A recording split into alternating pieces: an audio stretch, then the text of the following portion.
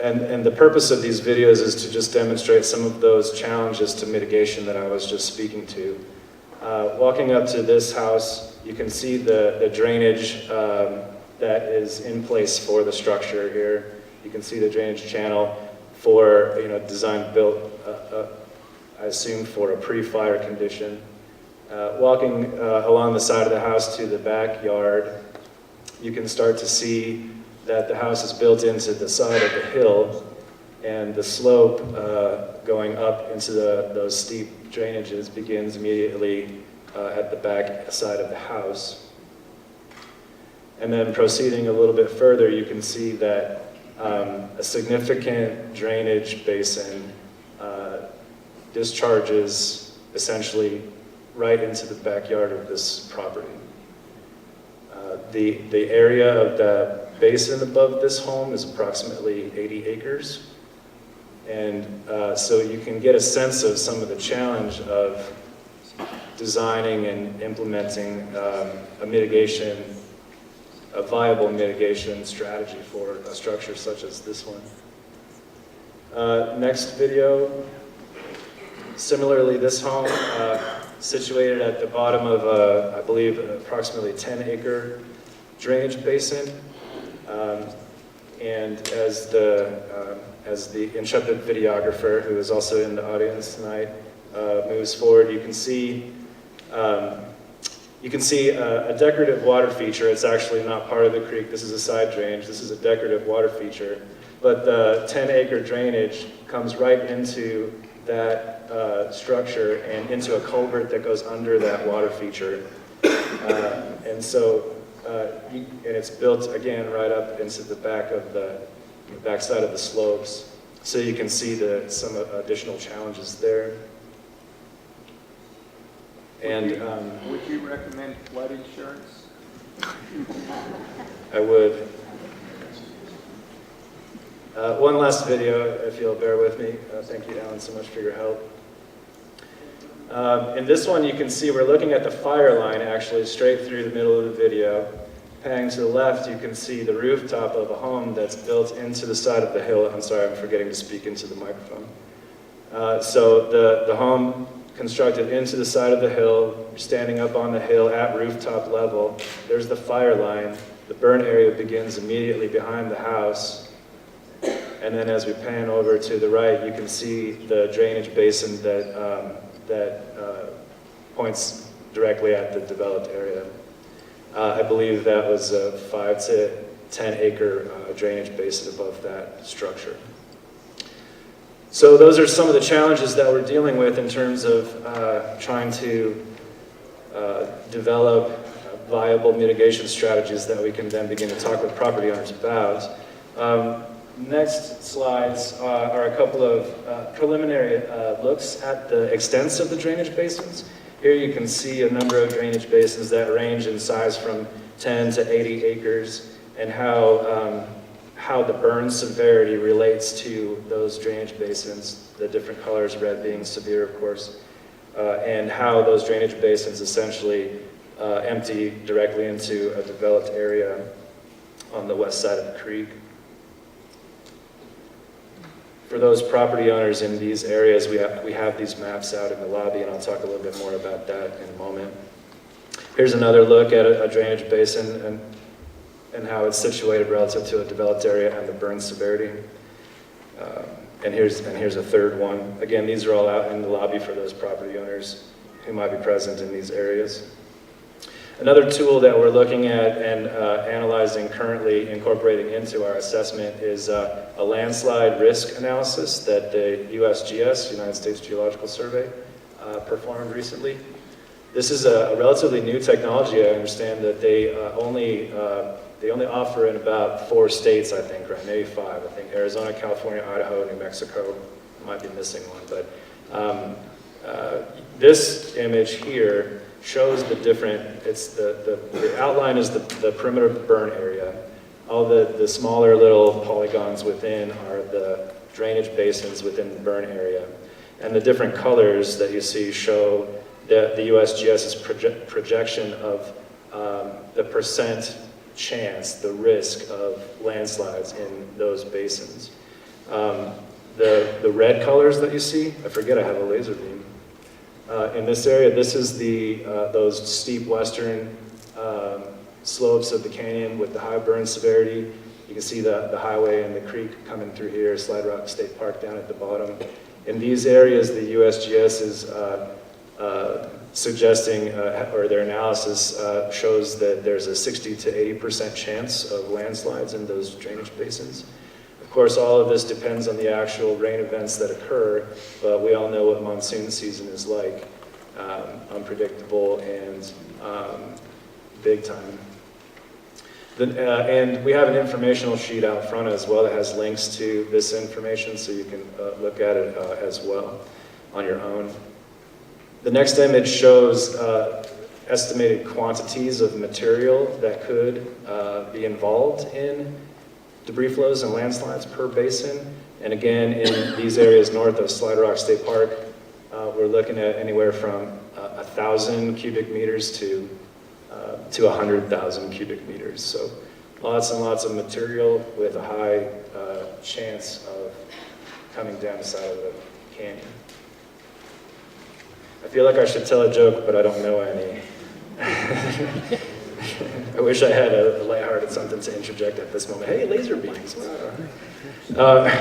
So, what have we identified? A couple of, several risk areas north of Slide Rock are listed here.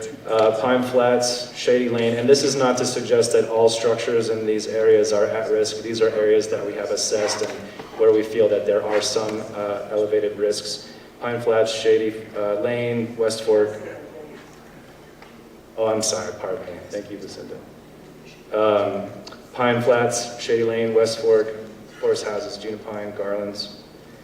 Within those areas, we believe that there are about 50 structures and one wastewater system that are at high or moderate risk. In that number, we feel that there is some limited level of viable mitigation that we might be able to work with property owners on for about 35 of those. But there are about 15 where, as in those videos that you saw, mitigation strategy is extremely challenging. So what we've really come to and what we're looking at and what we're looking to work with all of you property owners on is that this is much less of an engineering issue than it is a social issue, and how do we communicate effectively, how do we plan effectively, as opposed to how do we fix it or how do we mitigate it in most cases. In the area from Slide Rock State Park south to the city, there are a couple of areas that are also at elevated risk, not so much from the debris flows coming from the side of the canyon, but potential for elevated creek levels from excessive runoff or from rain on snow events in the winter. And those include the trout farm and the communities around the trout farm. Within those areas, we think that there are about 10 structures at elevated risk, and we do think that there are some limited viable mitigation measures that we can employ at those locations. So what's next? How do we communicate the results of our assessment? Well, it begins tonight with you. We sent out letters to more than 400 property owners, all the property owners from the city boundary to Pump House Wash, inviting them to this meeting, and hopefully many of you received that letter and came. And after this presentation, after the whole presentation, we have breakout sessions in the lobby. Coconino County and our partners will be present to talk with property owners, particularly those north of Slide Rock, to go through more specifics about our assessments, and I'll talk more about that in just a moment. But we are looking to schedule individual meetings with property owners to discuss the results of the assessments and talk through any suggested or possible mitigation measures, if any. It's really important that we continue to collect accurate contact information, so I'm hopeful that everybody signed in this evening and provided your contact information, particularly if you're a property owner within the canyon. We requested that information in the invitation letter to this meeting, and so if you have not yet sent us an email with your contact information, then please do so as soon as possible. We've been using sign-in sheets from the previous public meetings and from contact lists from neighborhood associations to try to help populate our contact information, but we really need your help if you haven't provided it to us to date. And we're working with our IT department to help develop a database so that we can keep all this information assembled and organized and accessible, and document all of our conversations with you as property owners and how we work together moving forward. We've begun to populate a post-SlideFire website. That address is also on the informational sheet that's available out in the lobby. And we've started to move some of the more germane materials from the Schultz flood mitigation website to the SlideFire website, as well as some of the new data that is coming out relative specifically to the SlideFire.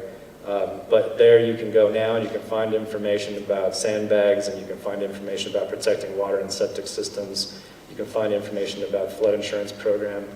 And we're also posting all of our public presentations and links to YouTube videos and things like that, thanks to the good work of our PIO group. And so you can get that link in the lobby. And as I said, our assessment is ongoing as we get new data, as we further analyze the new hydrology data from the Bear Report and the geological information from the USGS. We're continuing to refine our assessments. We're looking to develop a rudimentary risk map. Unfortunately, we don't have very high quality topography, and it's hard to actually acquire high quality topography in a very deeply forested canyon like Oak Creek. But we're using what we have to help both verify verify the assessments that we're doing now and potentially refine them, but also perhaps to point to other areas where there might be elevated risks that we're not currently looking at. And then if and when events occur, we'll continue to do assessments of how those events occur and what has changed. So in closing, breakout sessions after this presentation, all of the presenters will be present to answer questions. But it's very important that if you're a property owner in Oak Creek Canyon, from Slide Rock State Park to Pump House Wash, that you come over to this end of the lobby and visit with the county team. I will be there to help guide you to the table that best meets the location and risk level of your property, as will Lucinda Andriani, Deputy Public Works Director. So come and see us, and we'll help to guide you to the appropriate folks to speak with about the assessment results. For those folks who own property south of Slide Rock State Park, we'll be getting in touch with you individually in the very near future, but tonight we really want to focus on those areas where we feel that the most immediate risks are. Come and talk to us. Please provide and or verify your contact information. We have lots of informational handouts to give you relative to sandbags and septic systems and all that. And so please come and get the informational sheet that I discussed. And I can't stress enough just how important it is that we have your contact information, not only that so that we can work with you efficiently before the rains come, but so that we can stay in contact with you moving forward.